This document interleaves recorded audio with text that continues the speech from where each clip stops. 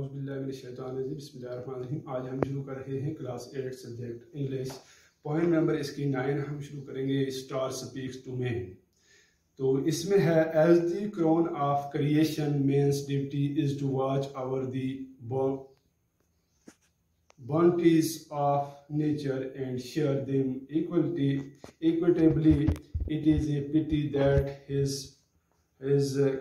callousness, insensitivity and avarice are leading him into a state of apathy.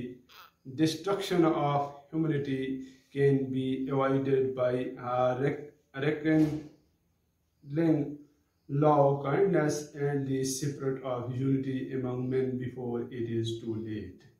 यानी अशरफुल मखलूक़ात इंसान होने के नाते आदमी का फ़र्ज़ है कि वो कुदरत के तोहफ़ों का ध्यान रखे और इन्हें बराबर बराबर सबके साथ बांटे। ये बड़े दुख की बात है कि उसकी पत्थर दिली, उसकी बेरहमी और उसका लालच उस सरोकहरी की हालत में धकेलते जा रहे हैं इंसानियत की तबाही को। लोगों के बीच इत्तेहाद, जज्बा, प्यार और मेहरबानी की को दोबारा जलाने से भगाया जा सकता है, इससे पहले कि बहुत देर हो जाए। तो इस नज़म में आप पढ़ेंगे, यानी हम पढ़ रहे हैं, you were the light of reasons but you choose to be fire O man. यानी तुम तो थे दनाई का नूर, लेकिन चुना तुमने आग बनना इंसान से मुखातब। You put humanity to disgrace, how callous of you O man. तुमने कर दिया इंसान को रसवा, कितने जालिम हो तुम इंसान। Nature and fashioned you to apportion love and affection. बनाया था कुदरत ने तुम्हें बांटने को प्यार और शफकत। But you took to buying and selling a religion and faith instead. लेकिन बजाय इसके लगे तुम मजहब और एतकाद को बेचने। Nature had thrown open all its treasures to you. कुदरत ने खोल दिए थे तुम्हारे लिए अपने खजाने। You had to share them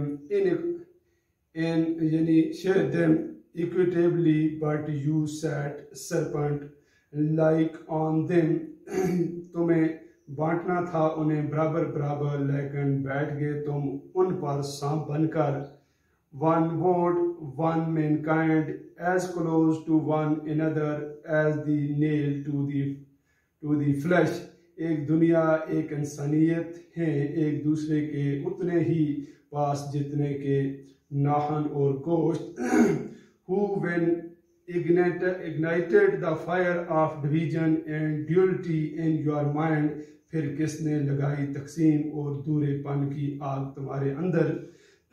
You pose to be the pillar of religion and dramas without caring the least for either.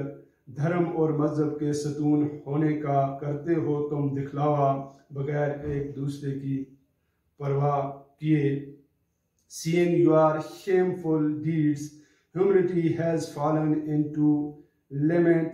यानी देखकर तुम्हारे शर्मनाक अमाल को इंसानियत डूब गई है मातम में। Should mankind ever own and profess a religion and faith? क्या बनिनु इंसान को कभी तस्लीम करना या मानना चाहिए ऐसे मजहब व एतकाद को which pervert the essential unity of man into division and disorder, जो इंसान के लाजमी इत्तेफाक को गुमराह कर दे तकसीम और बदनज़मी में।